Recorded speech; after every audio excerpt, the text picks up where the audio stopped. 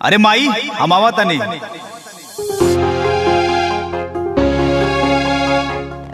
अरे का भाई लो कहत ना तो लोग उदास बड़ा। अरे भैया वो का वो नेहा की शादी हो गई। का बात करते रहो? हाँ हाँ सही बात बा, हम देखनी हम।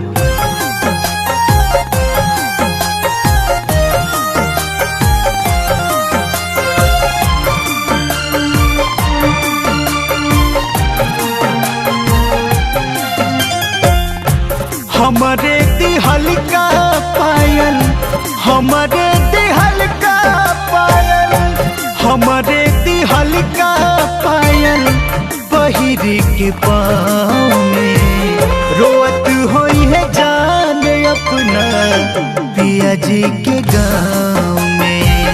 रोअत होई है जान अपना पिया जी के गाँव में।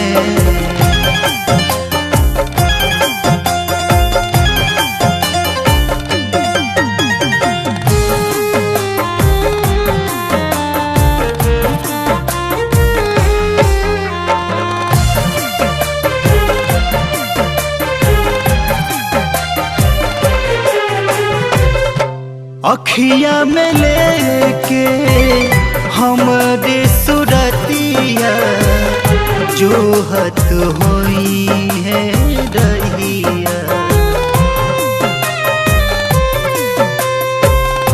घरवा आंगन निक लागत न होई, तड़पत होई है गुजरिया।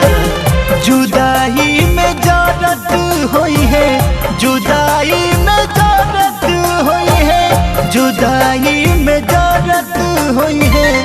बिरहिन के भाव में रोअत होई है जान अपना पिया जी के गाँव में। रोअत होई है जान अपना पिया जी के गाँव में।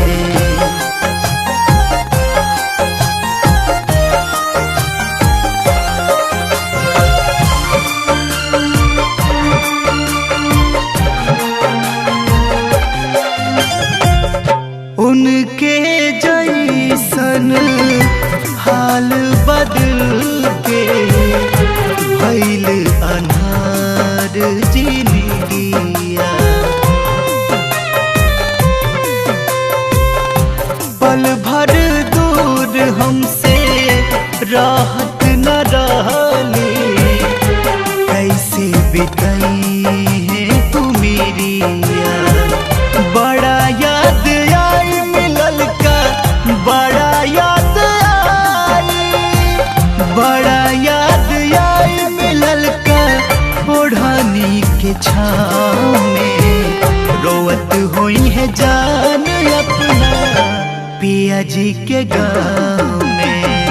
रोअत हुई है जान अपना पिया जी के गाँव।